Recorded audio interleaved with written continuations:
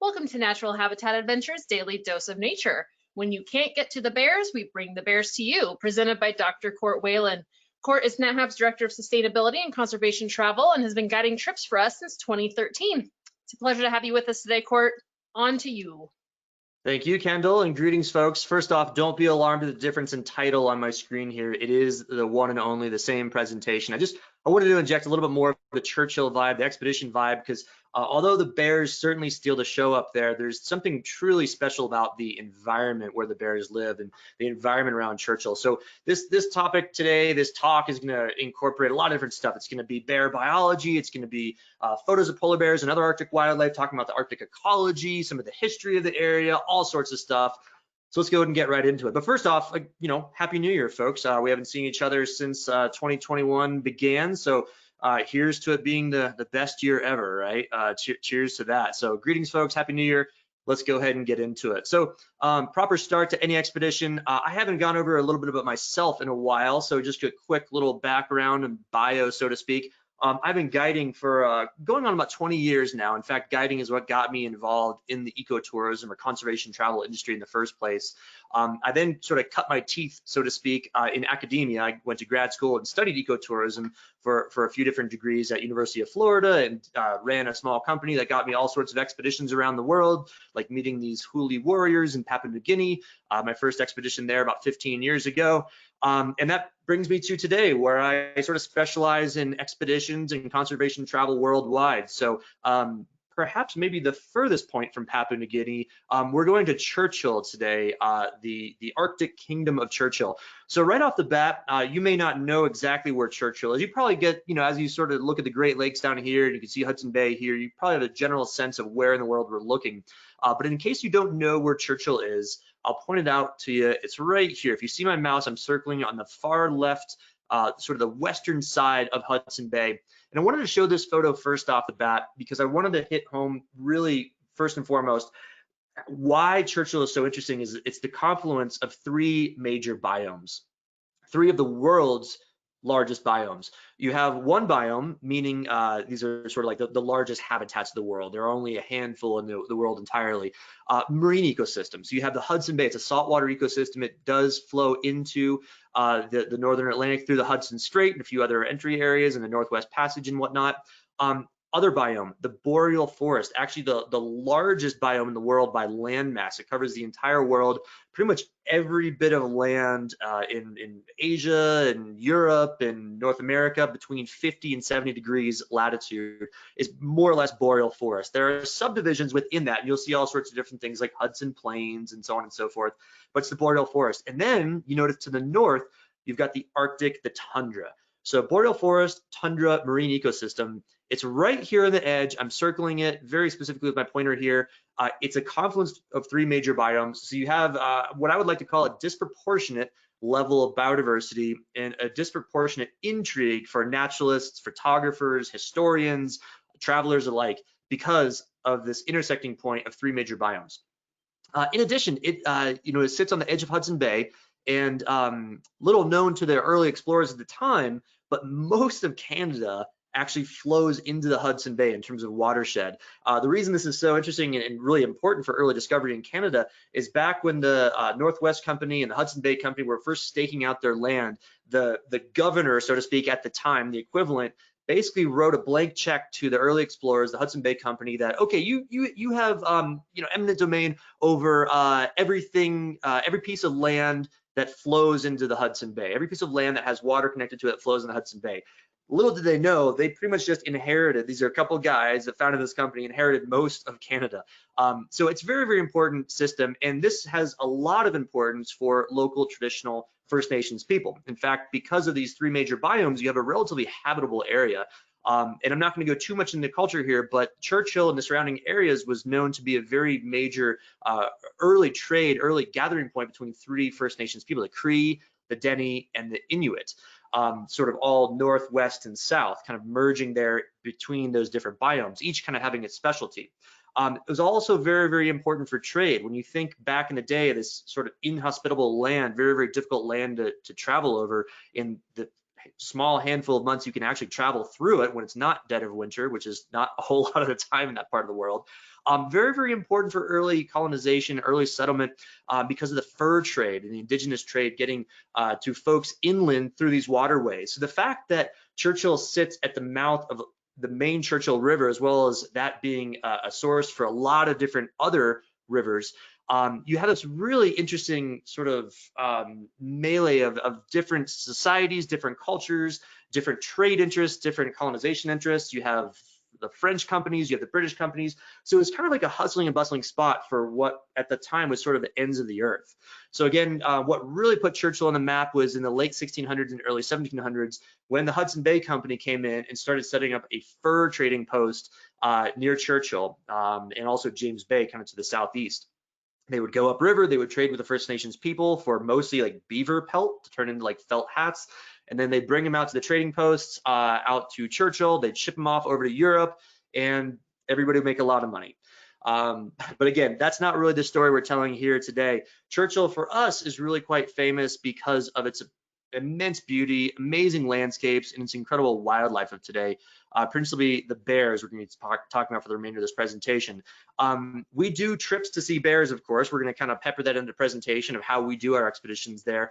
But we also have trips because Churchill happens to be one of the best places on the planet to see the northern lights, the aurora borealis. It's also one of the largest migrations of beluga whales on the planet as well. So Churchill has a lot to offer. And again, it all stems from that really interesting factor that's the confluence of these three major biomes: tundra, boreal forest, otherwise known as taiga in some languages, and then a marine ecosystem. But again, of course, the bears really put it on the map in modern day times. Churchill has been known for this ecotourism, this conservation travel concept for going on about 3 decades. We helped to pioneer that in the area, and it's going quite strong, and it is indeed the polar bear capital of the world today. So let's kind of take a bird's eye view, step back a little bit, and talk about polar bear biology. This is a learning expedition after all. So first off, what is a polar bear? You may have seen this slide in some of my other presentations. I'm a fanatic about the bears of the world. You've probably seen other talks that I do about photography, photographing the 8 different species. We're not going to talk so much about these today, but we are going to talk about these last 2, the brown bear and the polar bear. And the reason is that polar bears are basically, I'm going to oversimplify this tremendously, highly specialized, adapted, evolved grizzly bears. Simply put, grizzly bears were on the earth first. Polar bears evolved out of grizzly bears. Most scientists believe anywhere between about 300,000 and maybe upwards of 6 million years ago. We're really looking at the time around the last ice age that we believe they speciated, believe they broke apart and started getting their own traits, their own looks. They were no longer reproductively cooperative. That's sort of the biological definition of a species, when they no longer can mate and breed and produce viable offspring. But basically the theory, and again, this happened millions or at least hundreds of thousands of years ago, so we don't totally know, but most of the theory from genetic codes and research in the area hypothesizes that some grizzly bears, aka brown bears, got stranded somewhere near the ABC Islands. These are islands, some of the largest islands in what's known as the Inside Passage of Southeast Alaska, kind of like the area around Juneau. So in theory, some grizzly bears, which are very, very common around there, aka coastal brown bears, it's the same thing. They got stuck out on some of the ice that was around there during the last glacial maximum, during the last ice age, known as the Pleistocene. Don't worry, those terms won't be on the test later. We'll give you a pass on those. But yeah, lots of jargon with the last ice age. Essentially, these brown bears, these grizzlies got stuck out there. They could not return to land, but then they started picking up on this sort of unoccupied niche in the landscape. They started noticing that they could go after seals if they paid attention to the seal breathing holes, if they stuck around the water a little bit more. So gradually, again, oversimplifying here, through hundreds of thousands of years, basically the polar bear evolved from grizzlies as it adapted to its environment, as it got better and better at stalking these seals in a white world, in an icy world. The coat started getting more pale. The neck started getting a little bit more elongated. You'll notice that the polar bear's head, as you'll see in photos in the coming slides, is much more tapered compared to the grizzly bear, the brown bear, to allow it to stick its head into the seal breathing holes to pull out the seal. Again, you're going to see some photos of what this might look like, not the graphic imagery, but what the seal breathing hole might look like, so you get a better idea of why that sort of cone, that funnel-shaped head is so evolved. In addition, polar bears, they have shorter claws to give them better traction on ice, shorter claws to give them more torque and more power to open up those seal breathing holes in the ice to maintain that connection to the water. So gradually, they basically evolved out of grizzly bears into the modern day form of a polar bear. Again, love to talk more about this when you join me on a trip out there. We can get into all sorts of the nitty gritty, the genetics and whatnot. But the basic simplified fact is that the grizzly bear evolved into the polar bear. Grizzly bears still being very, very viable in the landscape. They still remained, but those populations out on the ice gradually became polar bears. So where do polar bears live? Well, they're known as circumpolar. They basically inhabit all the area more or less around the North Pole. 5 different countries. So you got Russia, you got Greenland, you've got Canada, you've got the US, and you also have Norway, basically in the Svalbard archipelago, so kind of like the Scandinavia area. They're managed, or they're grouped into about 19 different subpopulations. Now, normally when we're talking about animal populations, there's a lot of significance to the fact that populations, animals in those populations don't move around. They're kind of like that breeding population is going to have similar genetics and similar behaviors and similar looks. They might differ slightly from this population because they are relatively isolated. The thing with polar bears is that they are amazing walkers. They're amazing swimmers. They can basically be on one side of the Arctic one year and the other side of the Arctic the next year. The reason we group them in these populations is because we really need to have some sort of management, some sort of way of studying these guys to monitor numbers, to monitor population health, to have some sort of governance and management on behalf of the 5 different countries, how they manage their polar bear populations. So this is where, you know, sometimes we see some populations going down, some populations going up. While we do have great concern for the future of polar bears, we'll talk about that in a few slides about conservation, you know, there is possibility for polar bears to move from one population to the next. So to lessen one population to increase another, just because they're simply moving around. But nevertheless, 19 different subpopulations. The population we're going to be talking about for most of today is just this one right down here, the Western Hudson Bay population. A relatively healthy population, even though this says declining, sometimes it is stable, sometimes it is increasing. Around 1,000 polar bears, more or less, from year to year inhabit that area. So as we talk about biology, I want to kind of start from an arbitrary point to talk about the a year in the life of a polar bear. My fellow guide and great biologist, Annie Van Denter, did a great presentation, I believe a couple weeks ago, a full hour-long presentation on a year in the life of a polar bear. So if you want more details after this, definitely check her presentation out. It's saved on our website. However, we're going to start with this very snippet of a year in the summertime, the North American summer, when the ice breaks up. So the Hudson Bay, being a marine ecosystem, it does freeze pretty much solid during the winter.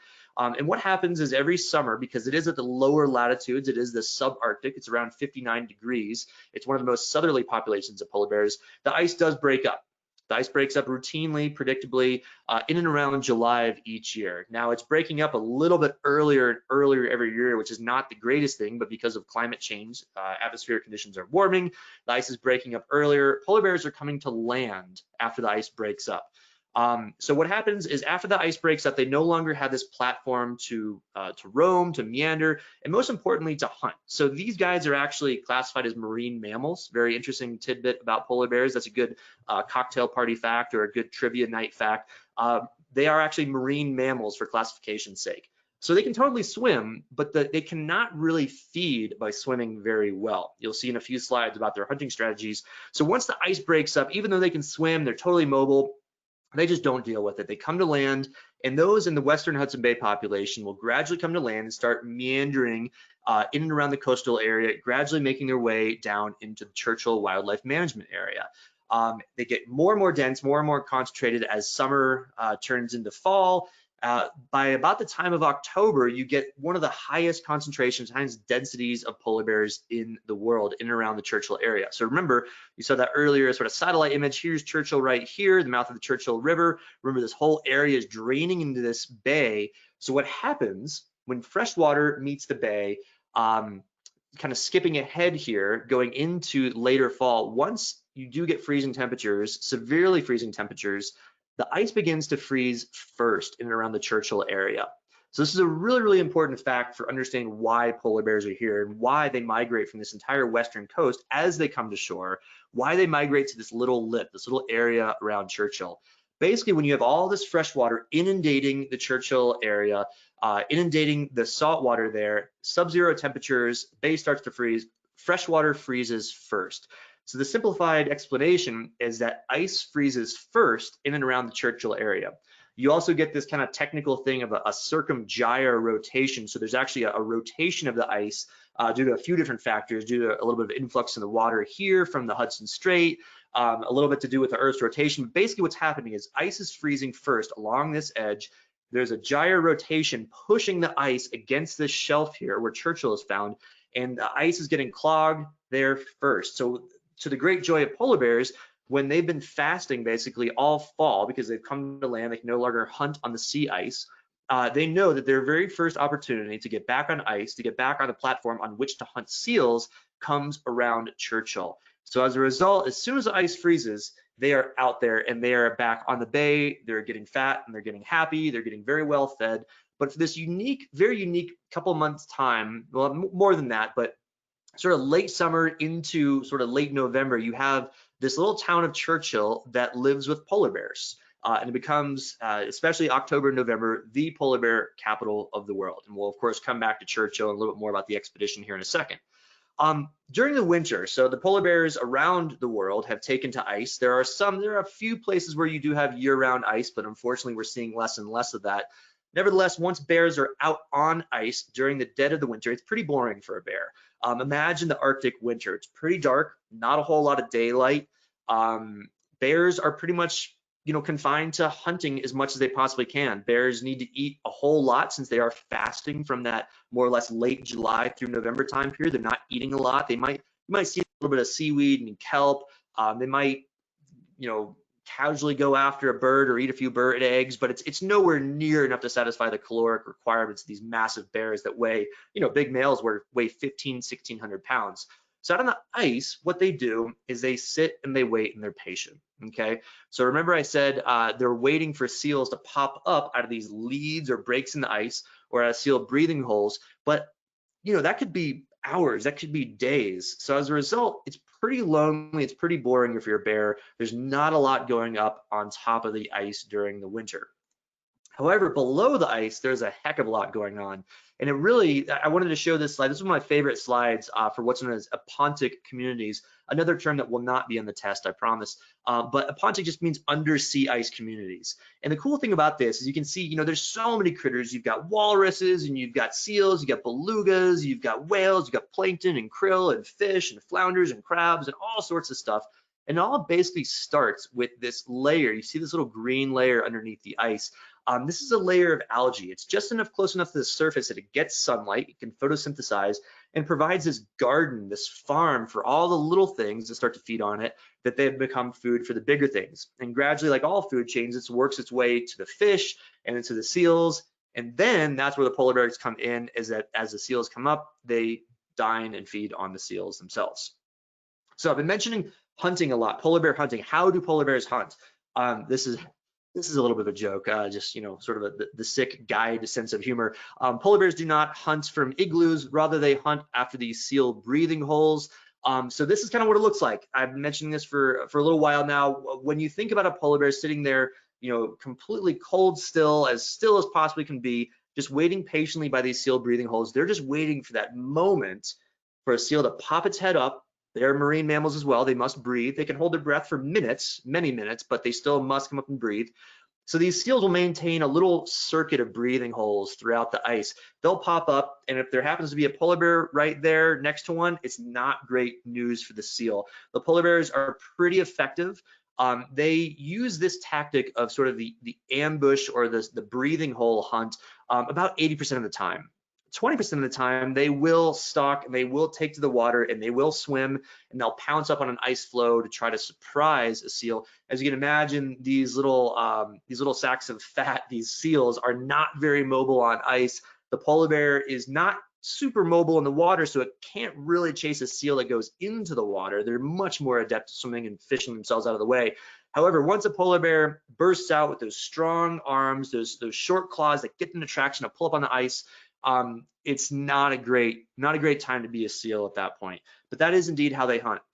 Very rarely, a fraction of the time, they have been documented to actually hang out at these large polynyas, these big open holes in the ice, even in the dead of winter, where a lot of bigger marine mammals might come to breathe. we've got a really interesting example here of a pod of narwhal, actually. You can see here a polar bear, looks like a mom and a cub here, and they'll just kind of wait until the narwhals pop up, and they'll bat at them. Now this is a pretty big polynya, pretty big hole in the ice, so you can't quite visualize what it'd be like. But if a smaller one comes about and you got a pod of belugas or a pod of narwhal or some other whale or marine mammal, and it's only the size of a small living room, you can imagine if the polar bear is continually swatting at them, keeping them from coming up, eventually the polar bear might be able to feed on them. Again, not much is actually documented about this, but nevertheless, I wanted to show it is known they can do this. But at the end of the day, polar bears are frankly really, really difficult to study. That's why Churchill is also so famous, is because it is one of the largest, most consistent, most easy to study populations of polar bears in the world. You can imagine the research cost and the time and the difficulty of traveling throughout the entire northern Arctic, all those oceans, all those archipelagos, searching for one bear in hundreds of square miles. Whereas this management area where these polar bears do migrate to each fall in and around Churchill, you have a chance to see upwards of 1,000 bears over the course of a couple months. A lot easier, a lot better to study. So as a result, most of what we know from polar bears is actually known from the Churchill population. Okay, so I'd be remiss if I didn't talk quickly about some of the conservation challenges to polar bears. We've got a great talk coming up this Friday, actually a global warming primer, but it's the elephant in the room. I've got to talk about it. We are seeing a decrease in polar bear populations, each one of those populations as well as global populations because of the breakup of the ice, simply put. So the issue is that, polar areas are exhibiting much more different, much more exaggerated changes in temperature. We might be sitting here in Colorado or Florida or near the equator and saying, I haven't really noticed much of a difference over the last couple of decades, but the polar areas certainly are. Now, this is very anecdotal, but I'll tell you, I was there, I go up there for Northern Light season in the winter to see Aurora Borealis each year.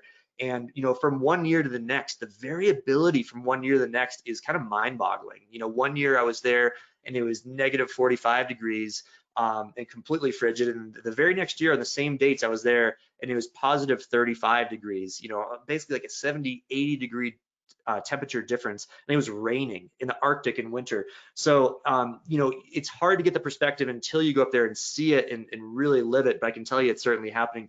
And basically the gist is that if that ice melts and there's not a platform on which polar bears can hunt, they can't eat, they can't really feed, they don't do well chasing after seals in the water, simply put.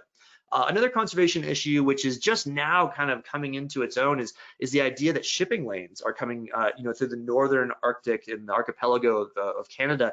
And what's going to happen if these disrupt ice flows? What's going to happen if an oil spill happens? What's going to happen just from marine interference? The noise of the ships? We don't really know, but it's something that is indeed a concern. And then, of course, as new shipping routes come up to the northern Arctic and population increases, we have human-wildlife conflict, which fortunately Churchill has abated quite well and is a real model example of through their use of these polar bear proof garbage containers and a polar bear holding facility, kind of known as the polar bear jail. But nevertheless, the idea of wildlife coming into conflict with humans, humans are always going to win. We want to save ourselves as much as we want to save polar bears. Between a polar bear and a human, there's kind of one direction that's going to go. So a lot of the work that we do in ecotourism, a lot of the work the World Wildlife Fund does is minimizing that human-wildlife conflict. It's something that's very sort of tangible and tactile, very, very easy to see and understand, and something where we can have a real positive impact. The issue is that there are so many Arctic communities that come into contact with polar bears. The trick is getting the knowledge, getting the infrastructure of holding facilities and garbage cans up to all those little individual communities can be quite challenging, but it's nevertheless a task that we must do. So let's kind of concentrate a little bit more on Churchill here. So what's the first thing you see when, oh, that's not the right slide. There's Churchill, kidding, another joke. So, when you're in Churchill, people come for the bears, but they stay for the Churchill. It's this amazing community, this amazing culture, very unassuming, very humble culture, but the town of 400 or 500 is just as charismatic as any, and it's really quite the place. So when you get to Churchill and you want to see the bears, what do you do? Well, the first thing you're going to do is you're going to get in your chariot, of course, and this is what we call our polar rovers. One of the earlier prototypes, I believe, pioneered in Norway by researchers. We do not use this, but we've adapted our own, and it's this really cool looking machine here, 3 axles, leaf spring suspension, and a bunch of different unique little adaptations to get folks to be able to see the bears, experience this Arctic landscape that I talk so highly of in a really unique way, in a pretty comfortable way, all things considered. So you see here a lot of cool adaptations, like the ability to go over ice on these big monster truck tires. It sits, over 6 feet above the ground, so perfect safety for viewing safety of the polar bears. Nice little slanted windows, kind of a school bus-like window system where you can easily stick a camera outside. And the bears, they are completely indifferent, which is what I love. They might be a little bit curious. Again, these bears, they're in this sort of walking hibernation. They're kind of bored. They're waiting for that ice to freeze, so they'll come check it out, but completely, non-invasive to the landscape. We have this prime viewing opportunity. Just to give you kind of like this idea, this picture yourself here. This is what it looks like when we're on one of the back viewing decks of these polar rovers. A little 10-foot by 10-foot back viewing deck that everybody in the group can go view and photograph from. Yeah, you get a cool photo like this, and you can come almost nose to nose with these kings of the north. And I'll tell you, when we talk about conservation, we talk about saving species. You cannot save what you do not love, and you cannot love what you do not know. And I like to say that we are in the business of getting you to really know polar bears. So it's certainly a pleasure to get people out there. More information, kind of expectations about these chariots, so to speak, what these polar rovers look like. They're pretty cool. They're all custom built. Again, I kind of give it that school bus sort of vibe, but they're way more comfortable than that. The thing that I love about the way we do trips up there is that even though these rovers can fit about 36 people by seats, we never put more than 16 people in them, because as you'll see, everybody gets an entire 2x2 seat to themselves. That way, if the bears are on the left-hand side, you can all go to the left-hand side. If they're on the right-hand side, you can all go over there. You get an entire seat to yourself, an entire window that you can look out from all day, every day, and your very own expedition leader in each and every rover to explain what's going on, help you look for the polar bears, help you photograph them if that's your thing, et cetera, et cetera. I love it. As a photographer myself, you can see how nice and comfy it is to be in this heated polar rover, having your camera focused on the bears just outside, getting shots of a lifetime. And we also provision it with some extra little bells and whistles. We have a coffee station in the back. We serve a nice hot lunch with soup and salad and sandwiches. So what we do is, when we're looking for bears out there, when we're in Churchill, a lot of our time is spent in these polar rovers. Hence why I wanted to give a pretty full description of them. But yeah, it's just a lovely way to experience the tundra in comfort and in safety. And it's always fun to, see our very first polar bear of the day or the trip and do a nice little cheers with our mugs with some hot cocoa or some coffee, tea, et cetera, et cetera. So let's talk about the bears. So we are talking about the Bears of Churchill. They're in this walking hibernation, as it's sometimes called, because they're really not doing much. They're not mating, they're not feeding, they're not doing much other than waiting for that ice to freeze. So they're trying to minimize their exertion. Sometimes you might see them relaxing on the ground here. Sometimes you might see them really relaxing, taking a little nap. What's really interesting about Churchill, though, is it's one of the few documented places to routinely see this male-male interaction.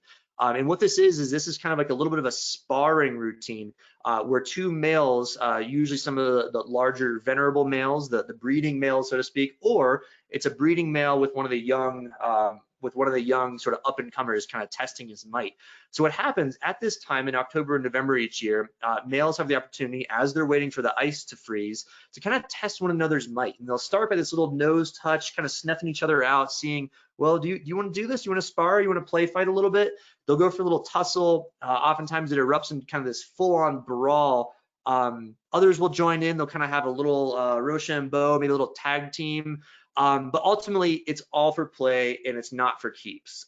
The idea is that as these bears are waiting for the ice to freeze again, this is the one time when they can test each other's might. A young bear might see a larger male bear and say, hey, I wonder, when we are on the ice, when we are breeding and trying to find a female to mate, I wonder if I could take this guy. I wonder if I could oust him from my territory. I wonder if I could, push him away from the female I'm going after. So let's just see, you know, his size, his might, his age. So they'll spar fight, they'll play. Blood is rarely drawn. Nothing too bad happens, but it's a great way for them to test before it's all for keeps. Because the last thing you want to do is get into a fight and an altercation, not realize that you have met your match, and then that's when it is kind of playing for keeps out there on the ice during the winter. We often will see mothers and cubs. Polar bears will have anywhere from 1 to 4 cubs. 2 is the most common. We often see 3 and 4 cubs out there as well. Usually they're on the move. So even though the male bears will be a little bit more complacent, a little more sedentary, or a little bit, you know, they might be walking, but not, you know, just kind of ambling around. The females with cubs, they're a little bit more wary. They're kind of keeping tabs on where the males are. The males will be aggressive to the females with cubs. So they're usually on the margins. They're usually close to the shore. They're usually close to the Boreal Forest, but they're kind of moving from point to point. And every once in a while, you'll get that perfect shot where they are sedentary, they are sitting still, and a mother and cubs are just looking back at you, and you get the trip of or you get the shot of a trip, a shot of a season, shot of a lifetime, whatever you want to call it. It can be perfection out there. And in addition, you can also see them sometimes out on ice. Now, again, like I said, once the ice starts to form in late November, that's when we stop running our trips, because usually once the ice is solid enough for the polar bears to stand on, they'll test it for a day or two, but once it's solid enough for them to really go out there for miles and miles and miles and begin hunting once more, they usually skedaddle. They're usually out of there. But nevertheless, as the ice is starting to form, you can see polar bears once again in their natural habitat on ice, and it's really quite fascinating. So you're probably wondering, well, gosh, this is the Arctic tundra, the Arctic tundra, and what? It's just bears? No, there's a lot more cool stuff to see. One of my favorites, I mean, I love seeing polar bears, trust me, but you know, it's a real treat to see these guys. And as you're probably guessing, the Arctic fox. They are about the size of house cats. They're surprisingly small, very, very cute for a fox. They're about half the size of a red fox. So if you've seen a red fox in your backyard, they're about half that size.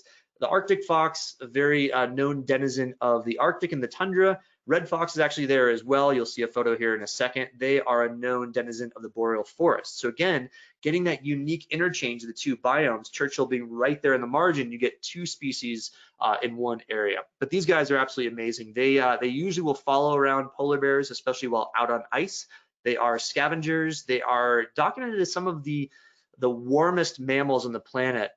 Even so, some studies have been shown that even in like negative 77 degrees Fahrenheit, their internal body temperature still rests at about 104 degrees Fahrenheit. So they're absolutely amazing. You see that incredible fur, that incredible tail, kind of like this mobile, portable blanket. They can wrap themselves up just like this. Sometimes you see them on the snow, sometimes the ice, sometimes you might see them next to a rock in the kelp bed. By now, you're probably wondering the difference in colors and contrasts, and a lot of this looks like there's some snow and some ice. A lot of it looks like it's ice-free. We'll come back to this in the seasonality of the polar bears of Churchill, because even during this small, short fall window from October to November, you do get 2 very distinct seasons, those without snow and ice, and then very quickly the ice and snow rolls in. Another really cool critter to see up there, the illustrious ptarmigan.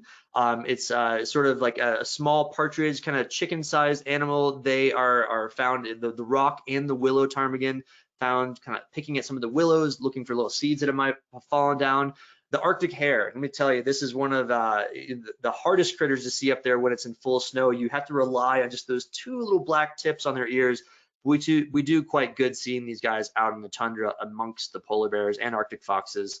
And then, oh, this is a special one to see, the snowy owl. There are 11 birds actually that do overwinter in Churchill. Snowy owls, one of them that can be found up there.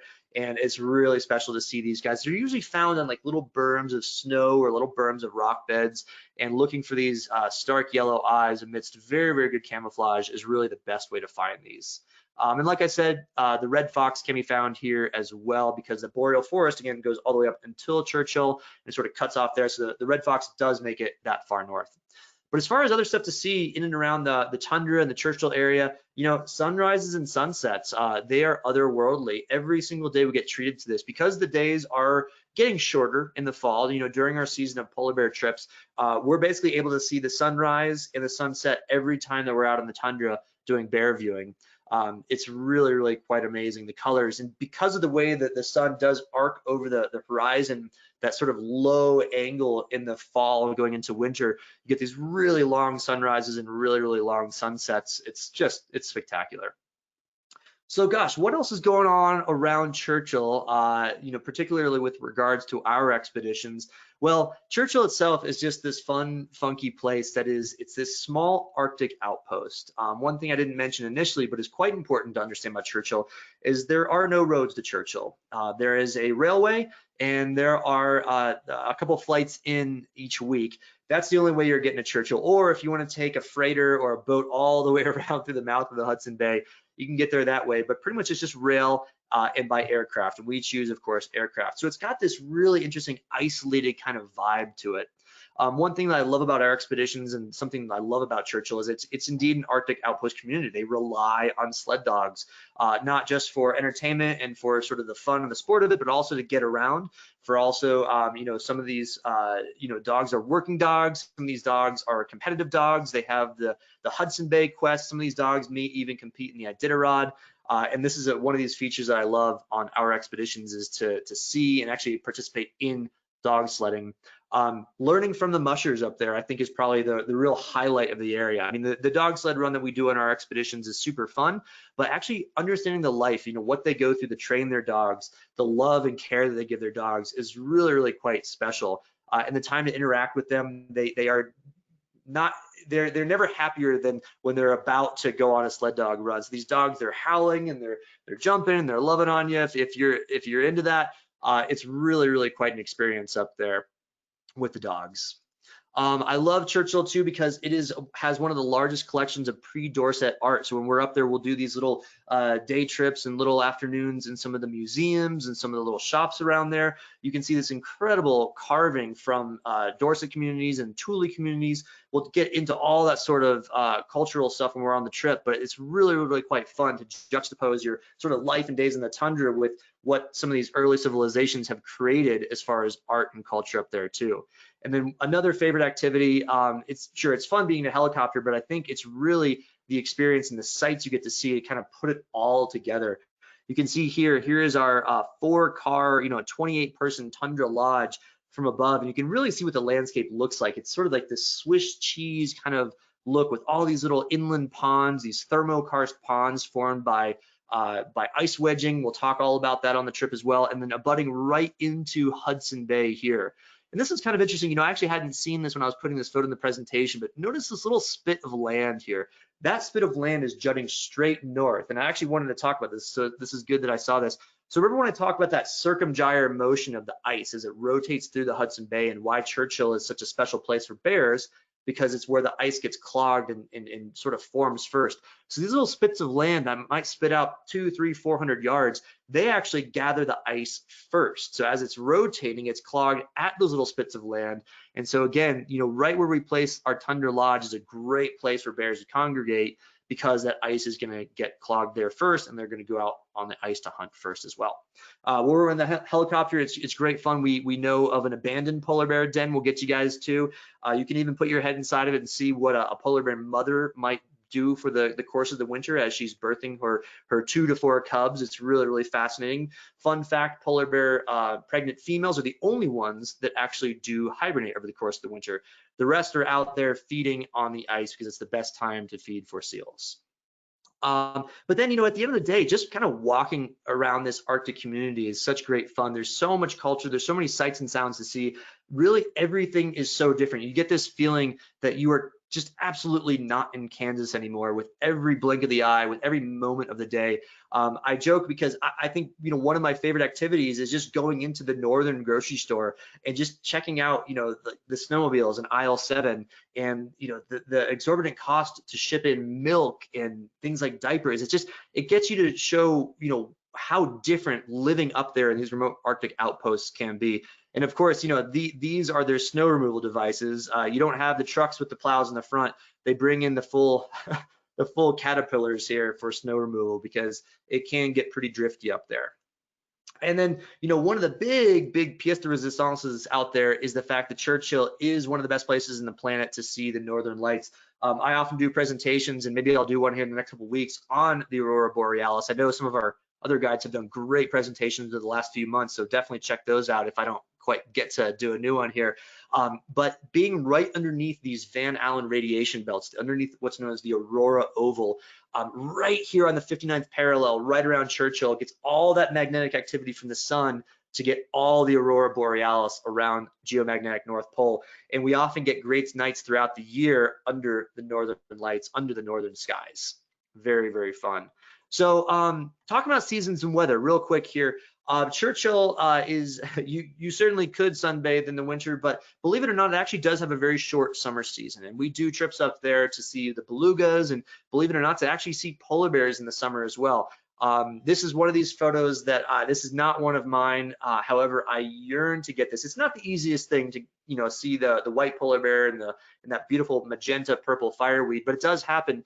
Like I said, as soon as that ice breaks up in the summer, they do come to shore, and scenes like this are not uncommon. So it's kind of amazing to think of this Arctic outpost, this sort of inhospitable tundra, as having wildflowers, but really life will find a way, and these wildflowers and the pollinating insects and everything happens just in a much more compressed time period in and around August of each year. But of course, as August comes and goes, the tundra turns red, turns into this beautiful sort of fall golden color, and we get this interesting start of the polar bear migration. So basically, when we talk about the mini seasons of Churchill polar bear viewing, we typically start around the first week or so of October. Scenes are going to be typical to this here, and this kind of golden brown tundra here, before the snow really starts to fall, before the snow starts to stick. Things happen quickly though, so we're really talking about just a couple week window when you have this sort of red and brown and yellow tundra, up until about sort of the last week of October. Temperatures are usually in and around freezing during day, mid-20s Fahrenheit at night, so pretty mild temperatures when you think about it. The polar bear viewing starts off great, but quickly we get the mid part of the season, which is about the middle, well, not middle, but around the last week of October, first week of November. That is sort of dead middle of the season when most of that winter weather starts to really roll through. So for folks out there that are intrigued and would like to see what the Arctic tundra looks like in a full blanket of snow, I do recommend looking at the middle of the season or the latter part of the season, because that early part, you get a dusting here and there, but really it's not going to stick until those temperatures get into what is probably here, in and around Halloween, probably around the single digits Fahrenheit, around 0 Fahrenheit, even the negatives. And then quickly things start to cool off. This third little mini season is sort of the latter part, sort of the, let's say arbitrarily November 9th to like the 20th. That's when polar bears are gonna, of course, be their densest. The polar bears get more and more dense as that season progresses.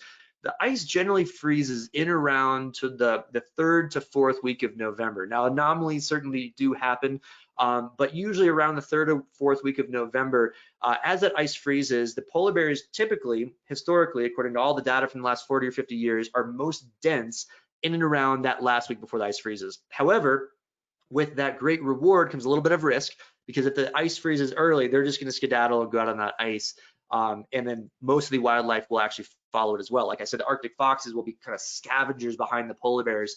So quickly it becomes a very quieted Arctic landscape, usually right after our season ends. As far as sort of, preparations weather-wise, like I said, the temperatures fall off so greatly throughout the course of that mini season. When we operate our polar bear expeditions, we're really looking at like a 6-week window. The first couple weeks in and around freezing. The second couple weeks, it's hard to say. It could get down to 0 Fahrenheit as lows.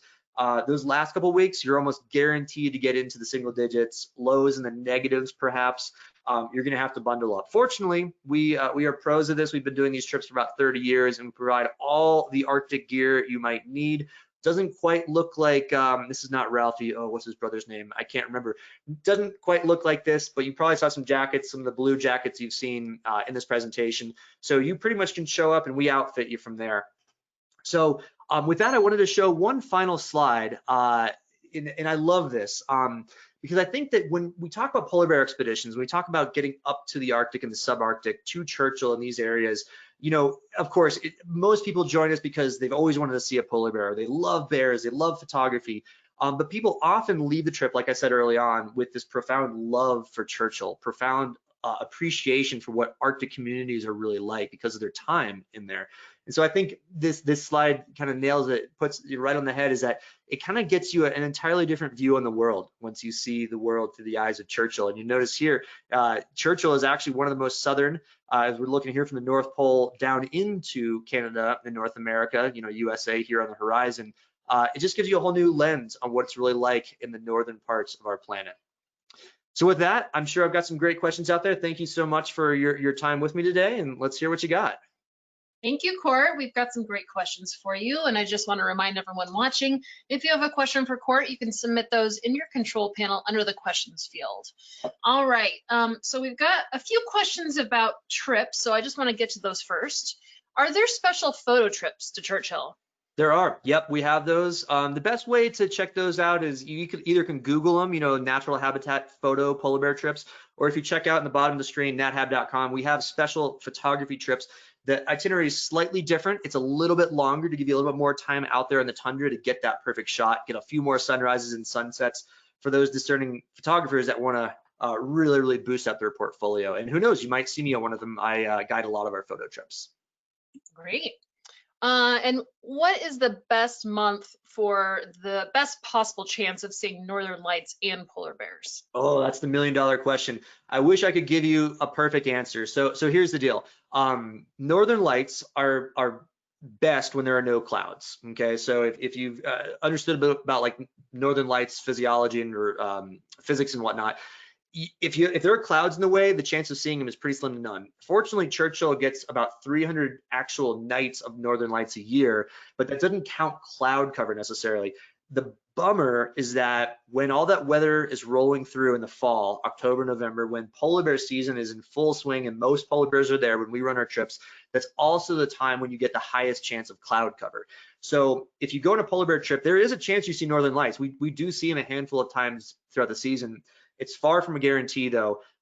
Really, it's very difficult to say if you can see polar bears or if you can see northern lights during polar bear season during any of those mini seasons better. What you want to do, if possible, is you want to get extreme cold temperatures because it starts to get too cold for clouds to form. Clouds do much better when it's like in and around freezing, snowfall, et cetera, et cetera.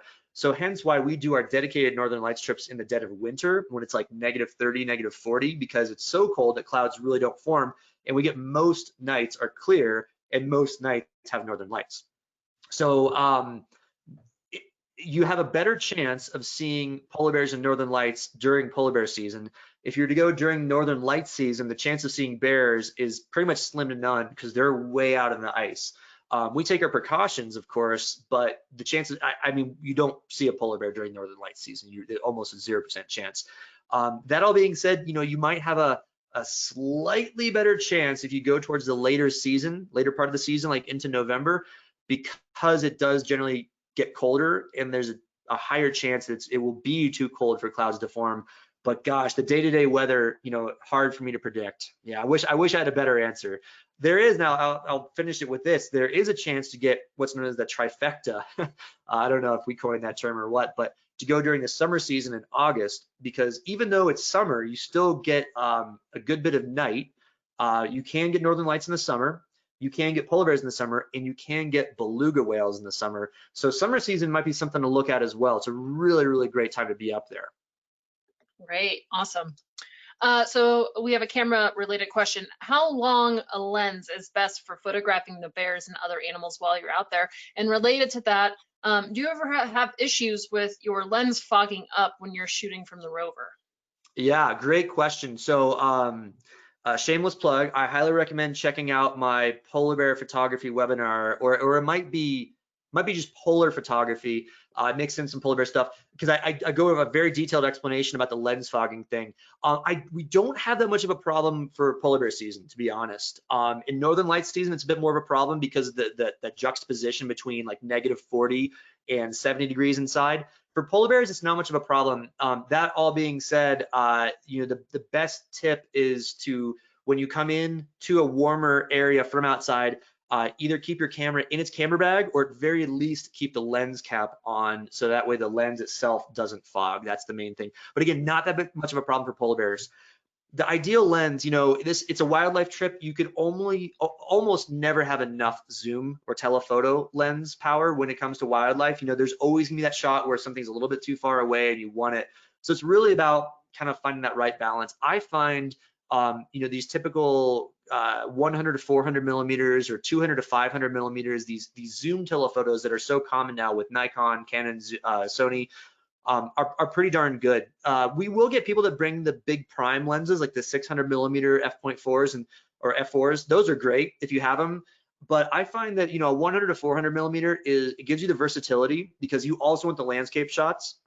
There's a very good chance that polar bears will be close where you actually want a wide angle. So having that 100 millimeter, 200 millimeter, 300 to actually zoom out, because you don't want to just get the polar bear's eyelashes filling the frame. The versatility is quite key. So I'd say 100 to 400, 200 to 500 is what most people bring. Great. I'm going to combine a couple questions. One, do the Rovers have restrooms on them? And two, can you describe the Tundra Lodge a little bit and what the accommodations are like? Yeah, great question. Yes, we do have a flush toilet on the Rovers. Very convenient, because we are out there all day, and very, very comfortable, I gotta say. So yeah, 100%. I should have mentioned that. That's important when you're thinking about being out in the tundra for 8 hours with no access to the ground. So yes, flush toilet. The Tundra Lodge. Oh, I love the Tundra Lodge. It's really, really great. The lodge itself it's those 4 cars. You've got basically, I kind of use a train analogy here. There's like a dining car where all of the meals are eaten. There's like a lounge car that has a nice little fireplace and a little bar and some coffee tables and some hot chocolate stations and some couches.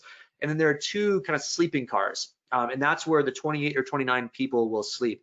The big thing to keep in mind with the Tundra Lodge is that you are out in the tundra all day, every day. So it gives you unparalleled access to the sights and sounds and wildlife and northern lights. It's great for that. However, they are single berths. Half of the bunks, or half of the berths, are bunks. You crawl up. They're all 1 bed and 1 little storage area. So it's kind of like a single berth in a train. There are 6 shared restrooms on the Tundra Lodge. 4 of those have showers. So it's a little bit more like a summer camp feel. For those that say, no problem, to be out in the tundra, it's totally worth it. For those that say, I kind of like the idea of a hotel motel situation with, a couple queen beds and plenty of space for my suitcase and camera gear and whatnot. The other big thing, so if you're like that, the town-based trips in Churchill are great. The other big thing is that I do love the town of Churchill, and you don't get a ton of time in town if you're in the Tundra Lodge. You get about a morning, your last morning in Churchill, you do spend some time in Churchill. So it gives you the experience, but if you do want a little more of the culture, a little more of the history, a little bit more free time to walk around and kind of see the sights and sounds, do some street photography, so to speak, even though you do have that really cool wildlife access and 24/7 access out in the tundra, there's still some really, really great merits to being in town. So I'd say, use those sort of things to govern your preference. Also, I will say, just as a word of warning, our Tundra Lodge trips are probably the most limited in terms of space. So if you're leaning that direction and you're like, well, should I give Nat a call and see if they've got space? Do that sooner than later, because it always fills up a year or 2 in advance, opposed to our town-based trips, which has a bit more space because there are more hotels. Yeah, that's a great tip. All right, last trip related question before I move into more wildlife and Churchill related questions. What time of the year or the season is the best for seeing mothers and cubs? Ooh, it's a good question. It's a bit of a lucky draw, So here's the deal, is that the mothers and cubs you're likely to see are going to be, anywhere from cubs of the year, which means like they were born like that last winter, so they're like 8-10 months old, very, very small. Mothers are going to be much more protective over those. You might get 1-year or 2-year-old cubs at that time too. Generally speaking, the cubs of the year are going to be the most protected. So oftentimes the mothers will actually wait till later in the season, once the males have already gone out on the ice. They'll actually be waiting in the Boreal Forest because they don't want any sort of competition with the males. Now, that's not a hard and fast rule. I wouldn't say, go on the last trip of the season for a chance of seeing mothers and cubs, but there is a slight uptick in chance at that point. really what it is just having the right luck out there. I'll be honest, it's not every trip that sees mothers and cubs. A lot of them do, but it's, I think the best way you can hedge your bets, frankly, there are a few different companies that do trips like this, and I humbly think, having the best expedition leaders, having the best track record up there, having the most years experience with NatHab pays huge dividends. That all being said, another little tip I'll give you is that the early season trips, if you saw from my photos, that fall coloration, the reds and browns and yellows, it does make it a little bit easier to see polar bears because of that contrast of white on the red or white on the brown. Compare that with some of the later season trips and you have maybe like a white bear on white snow or ice, and it's a little bit harder to kind of see them from a half mile or a mile away with binoculars. That all being said, I think you have that was a long answer or a long way of saying you have a pretty equal chance throughout our 6-week window to see mothers and cubs, to be totally frank. Okay, great. I lied. I'm going to throw 2 more trip related questions at you right now because they just came in. Sure. If a person with like a mild handicap in terms of legs or stairs wanted to do this trip, would they be capable? I think so. Yeah. I'll be honest, among all of our trips, 45 different itineraries, in 45 different countries, our Churchill polar bear trips are some of the easiest physically. It's kind of like how a safari might be, that you get on your polar rovers and yeah, you got to stabilize yourself over some bumpy terrain, but it's pretty much, Churchill's sea level. So there's not a lot of whole, hiking possibilities there. We do have folks that might have a cane or walking sticks to get around. The biggest thing to be careful of is the ice, so maybe if you're really concerned about traction on ice or snow, really just as you're walking through like kind of like parking lots to get to the hotels or restaurants or to the polar rovers or walking around town, you can either go on one of the early season trips to minimize chances of ice and snow, or you just buy some traction devices for your boots. Like Yak Tracks are similar. You can Google them. They're a couple $dozen, and they give you grip on snow. So yeah, no, I think absolutely. The main thing is there's one hotel in town that does have a second story for some rooms. Just make sure you request with our office that you want first story rooms because you don't want to walk upstairs. Okay, great. So if you stay in town rather than staying on the Tundra Lodge the entire time, will you get to go out on the Rovers as much as those who stay in the lodge? And how confined are you during this trip? Are you able to get outside at all? Yeah, great question. Yeah, rover time is actually about the same. So the way we do it for town-based trips is that we're pretty much out in the tundra from about 7:30 or 8 to about 4:30 in the afternoon. So like a full day. And we do that for 2 full days, and then one evening where we go out at like 4:30 to 9, seeing some of the crepuscular critters, maybe some things that might be coming out at dusk, a chance to see the aurora borealis, et cetera, et cetera. When we're on the Tundra Lodge, we usually split the group into a morning rover drive and then an afternoon rover drive. You would do one of them per day. The reason is that you can see a lot of stuff from the Tundra Lodge itself, and it's really nice to be seeing bears from the lodge with all of your stuff around you. If you're a photographer and you want to have a tripod right there, if you want to take a break and read a book and then look out the window and see some bears. So it's not that the Tundra Lodge gives you less time seeing bears, it's just that you don't need to rove around as much because you're staying out on the tundra already. That, as well as the fact that you're already out on the tundra, your commute time is a little bit less. So yeah, a little bit less time in the rovers maybe, but again, more observation time when you're out on the Tundra Lodge. And as far as confined, when you're on the Tundra Lodge, I'll start there, you kind of are, because you can't touch solid ground for 3 or 4 days. It's not safe to go out on the tundra. It's not allowed, but it's not safe. So you are in the rovers, you're in the train car, so to speak. So I would kind of parallel it to like if you've ever considered or have taken like a 3 or 4 day train trip. If you feel like you might be kind of confined and claustrophobic at that, then it may not be the perfect one for you. As far as in town, we take polar bear safety extremely seriously. So walking around after dark is not allowed by yourself.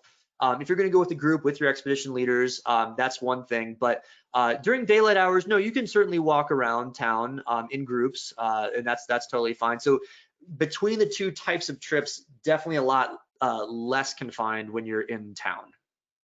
Okay, great. So we've got a few more trip related questions coming in, and unfortunately we don't have time to get to all of them. So if I don't get to your question today, just know you can give us a call at 800-543-8917 or email us at info@nethab.com, which you can see on the screen, and we're happy to answer your questions. All right, I want to be able to get to some people's questions about wildlife and Churchill itself before we call it today. So we're going to move on. So you use the word biome a lot. Can you just describe what that is a little bit more? You said Churchill has 3 different biomes. Yeah, so a biome is like, if you think about, let's use an analogy of like cities and states and all that. Like you've got your town as part of a county, as part of a state, as part of a country, as part of a continent. Biome is kind of like the equivalent of a continent. Whereas like a small little ecosystem, micro ecosystem might be akin to like a city. So within every biome, you've got all sorts of different microhabitats. You have, within a contiguous area like the Boreal Forest that stretches around planet Earth, you don't have the exact same patch of trees, the exact same contrast between fields and meadows and forests, but you do have a general sense this is one type of biome. So like a rainforest might be a biome, a savanna might be a biome. Like we're talking like the big top level stuff. Whereas if I start talking about like semi-humid montane rainforest, that's going to be getting down to like the county and city level, opposed to like a country or continent. So basically it's kind of like a Russian nesting doll thing. Your biome is your big picture. Like the middle of the United States is a lot of grassland. It's a lot of prairie that can be considered a biome. And then we kind of get down further and further from there. Mountains might be considered a biome, but between those we have like alpine meadows and we have high alpine lakes. So even though it's part of the biome, the lake itself has a totally different suite of animals and temperatures and weather patterns than the rest of it. But we like to lump it because generally similar biomes have a possibility for similar suites of wildflowers, trees, wildlife, temperatures, precipitation, dryness, even soils and geology. So it's kind of just a way of classifying it to know that you have this confluence of 3 major groups of all life, all converging in this one area. I don't know, Kendall, what do you think? Was that good enough? That was great. That was great. Okay. I'm happy to go in more. I could, how long you got? I love talking about this stuff. Oh, I know. Okay, there were a lot of people curious about the sled dogs and whether they wear boots outdoors. Yeah, if they need to, they will. Some of those photos were taken during the latter part of polar bear season. A couple of those photos were taken in the dead of winter when there is a lot of snow. If you go and do sled dogs like in the early part of the polar bear season, there will not be a lot of snow on the ground. And I like to say they're on their training wheels. So you'll have the same sled and the same carts and the same everything, but they'll be on kind of like a little wheel in the bottom. And they won't need boots at that point. But yeah, mostly the reason for the boots is it's all up to the musher and the terrain and all that, is to prevent ice from getting caked in too much. So yeah, they wear boots a lot when it's a lot of heavy snow or it's really, really cold to protect the dogs from that ice. Yeah, absolutely. Great. And there were a few people who were curious if you could tell us a little bit more about the polar bear holding facility or the polar bear jail. Yeah, I wish I could, but nobody is allowed in it. No, I mean, I'm kind of kidding. So yeah, that's the whole thing. Is it's a polar bear jail. It's an isolation facility. It's essentially kind of like a negative reward, kind of like dissuasion thing. So what happens is if a polar bear comes through town, usually the first thing they do is they try to push it out of town with like some noisemakers, or they might take a truck and sort of like not literally push it, but just follow it until it gets far enough out of town that they know that the bear is unlikely to come back in. What happens is if there are problem bears that come back a second, third, fourth time, the bear becomes in trouble or endangerment, because if they go and they attack a human, or if they try to break into a home, that's not real good for the bear.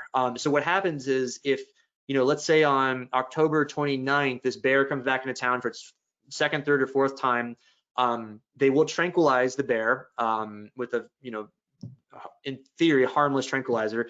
They'll load it in the back of a truck, they'll take it to polar bear jail, and they'll keep it in there depending on the date that it's brought in there until the ice freezes. So people often ask, well, isn't that kind of inhumane? Like, will you feed it? Will you give it water? And the answer is frankly, no, because what you don't want to do is you don't want to reward the animal for coming into town, because then they draw this negative association or positive association with people and the reward of food or water and protection, you know. So really, it's just a way of kind of just being neutral. Polar bears are not feeding at this time of year anyway. They're not drinking water this time of year much anyway. They're just really subsisting. So it's not, you know, it's a very neutral area. But that all being said, they also do not allow people into the jail. We can go right up to the jails outside, and there's actually a nice, beautiful polar bear mural on it now from a couple of years ago. But inside, it's pretty stark. They don't want to associate humans with the jail. They don't want polar bears to smell humans. Polar bears have an extraordinary sense of smell. They smell about 3 times as well as a bloodhound, which is extraordinary. So they're really just trying to get them out of there, trying to wait for the season to end. You know, if the polar bear goes in, let's say like October 10th, and we know that there's like a whole month left, what they'll do is they'll do a polar bear helicopter release. And this is kind of cool to see. Some trips get to see this. Is a helicopter will come in. We actually sponsor these helicopter lifts. Natural Habitat does. They'll tranquilize the bear, put it in a big cargo net, and they'll fly it like an hour up north, up to Rankin Inlet or Arviat, release it up there, and in theory, it won't have time to make its way back down to Churchill and be a problem for communities. As far as like how many cells, I think it probably, I'm just guessing, like a couple dozen cells that the polar bears are in, but really it's a way to protect the bears. Yeah, great. All right, one final question for today. Is the main difference between a male and female in terms of being able to identify them the size, or is there any other way of identification? Pretty much, yeah. I mean, there is a way. I won't discuss that. That's kind of obvious. But as far as like from the distance, you know, the males are definitely bigger. But then well, what about a subadult male versus a grown female? It's hard to tell. Sometimes you can tell by the muscles in the back. So you know how grizzlies have like a big hump. That's all like shoulder muscles. The big male bears will have bigger shoulder muscles. They'll just look a bit more burly. Obviously, you know, mothers and cubs, if there are cubs with a bear, it's definitely female. 2/3 of females are actually with cubs. The way that the gestation cycle goes, the way that the weaning cycle goes, you know, polar bear cubs are with their mothers for 2 to 3 years, and there's only 1 year that they don't have cubs in theory. So usually most of the bears we see without cubs, you can kind of just assume they're gonna be males. But if it's, you can kind of tell like a smaller, daintier female. They just look smaller. Yeah, smaller in general. It's kind of hard to explain without kind of comparing side by side or seeing a female in the field. You should join me on the field, and we'll spot them together, and I'll kind of give the characteristics when we're looking at them. That's a deal, Court. I'll take you up on that. Well, you got me really excited to get back to Churchill someday. It was such a great trip. So thank you for bringing back such great memories. And I know you did that for other people watching as well. So thank you so much for taking the time to present for us today. I'm going to hand it back over to you for closing comments. My pleasure. Well, you know, the way things are looking, it's looking like a great polar bear season later this year. We have it many, many months away, so hopefully travel is good and safe again. We're definitely optimistic and feeling good about it. Would love to be up there with you. There's so much to love about this area. If you are even the slightest bit intrigued, it's definitely worth getting on your list to think about for one of these years. Highly recommend it. Hope to see you up there. Thank you, Court, and my thanks as well to everyone who tuned in today. Be sure to join us tomorrow for our next Daily Dose of Nature. We did record today's presentation, and we'll have the replay available on our website soon. And with that, I'll conclude the webinar. Goodbye, everybody.